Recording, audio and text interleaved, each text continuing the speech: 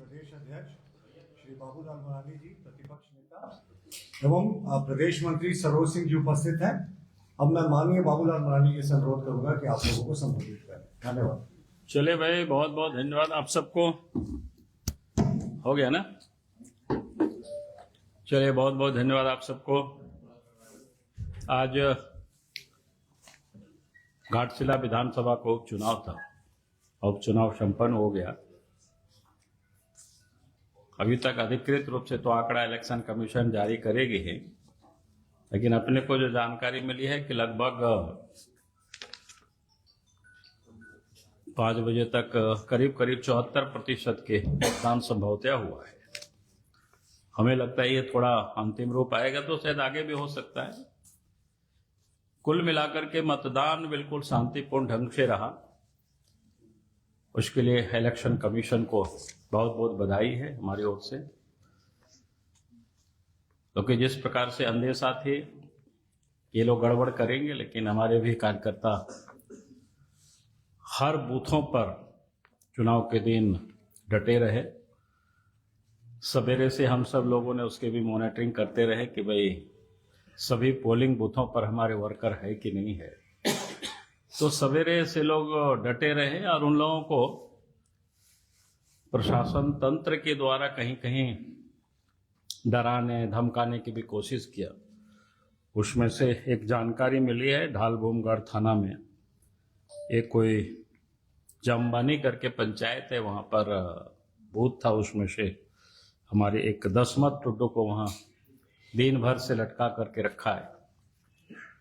अभी तक की जानकारी मिला था वो छोड़े नहीं थे। तो इससे ही अंदाज होता है कि भाई वो दहशत में है।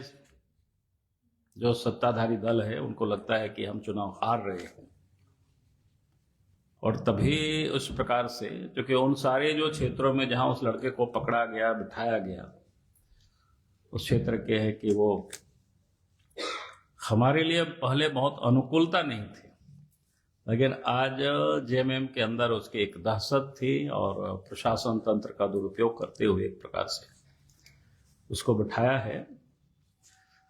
तो कुल मिलाकर के मैं कह सकता हूं कि पूरे घाटशिला विधानसभा क्षेत्र में जो उपचुनाव था वो शांतिपूर्ण रहा, और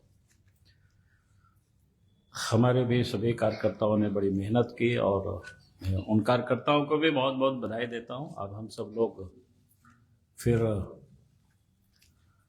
अब 14 तारीख के चुनाव के परिणाम का हम सब लोगों को प्रतीक्षा करना चाहिए। और मैं आज भी फिर से दोहरा रहा हूं कि इस बार घाटशिला विधानसभा के उपचुनाव का जो परिणाम होगा वो चौंकाने वाला होगा। तो कि जिस प्रकार से मतदाता जो टर्नअप हुए हैं, वोट डाले हैं, तो ये बिल्कुल साफ है कि इस बार एनडीए गठबंधन की और बीजेपी की जीत बता रही है। चलो, बहुत बहुत धन्यवाद इस विषय पर। और बताइए, बाकी एक बात मैं जरूर कहूंगा कि अभी आप सब लोगों ने देखा जो कल दिल्ली में जो घटनाएं हुई, वो कोई सामान्य घटना नहीं है और अचानक घटना घटी ऐसा नहीं है, बल्कि आतंकवादियों की जो एक नए रास्ता, नए तरीका लोगों ने अपनाया है। और आप सबको ध्यान में होगा 2024 का वो दिन भी याद होगा, अगस्त, शायद 22 या 23 अगस्त का दिन है। दिल्ली के एटीएस टीम ने झारखंड में आकर के एक डॉक्टर्स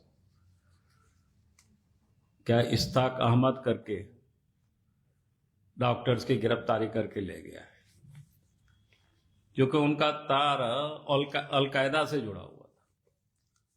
यानी दिन में इलाज करते थे और रात में अलकायदा के लिए वो काम करते थे।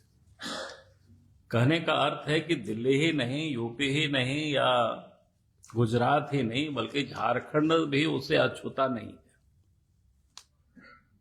और उसके बाद झारखंड में भी कई एक आतंकियों को पकड़ा है, और उससे पहले भी कई एक बड़े बड़ी घटनाएं हुई है।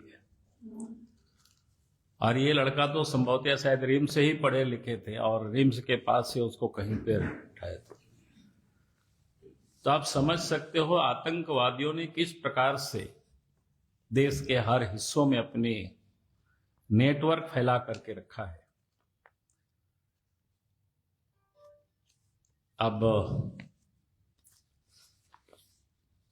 देश के सिपाहियों पर नाज है कि लोगों ने काफी बड़ी घटना होने से पहले ही जिस प्रकार से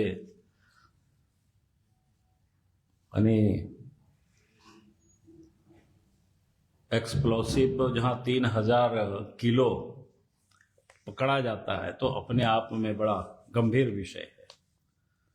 डॉक्टरों की गाड़ी में अगर AK-47 मिलता है तो ये चिंता का विषय है सभी देशवासियों के लिए और खास करके झारखंड के लिए भी, क्योंकि झारखंड में इतनी बड़ी घटना होने के बाद भी आपने देखा होगा कि झारखंड सरकार ने कभी भी इस पर एक बयान तक भी नहीं दिया। तो इससे आप सोच सकते हो कि क्या हालत है। तो मुझे लगा कि इस विषय को भी मैं आपके सामने जरूर लाऊं और खाली आपको मैंने स्मरण कराया कि आज जो घटना हम लोग दिल्ली में देख रहे हैं, कहीं भी इस प्रकार की घटना करने के एक नए उसमें से पढ़े लिखे लोगों का, और खास करके जो वहाँ 4-5 डॉक्टर्सों का नाम आया, और यहाँ पहले ही एक डॉक्टर 2024 में 22 या 23 अगस्त को ही पकड़े गए हैं और फिर दिल्ली के पुलिस और उनको यहाँ से उठा करके ले गए। ये हम सबको संज्ञान में है और फिर से याद खाली में दिला रहा हूँ। बहुत बहुत धन्यवाद। बिहार का भी मतदान लगभग 70% की ओर लगता है कि पहुंच जाएगा। 68% तो शायद दे रहा था 5 बजे तक का, बाकी आएगा। और बिहार में भी जो प्रथम फेज में भी जिस प्रकार से मतदान हुआ है और दिन भर भी जैसे दिखा रहा था, तो बिल्कुल अच्छे संकेत है। एक तो वोटर टर्नअप हो रहे हैं, काफी वोट डाल रहे हैं, उत्साह में डाल रहे हैं, तो निश्चित रूप से बिहार में फिर से NDA गठबंधन की सरकार बनने जा रही है।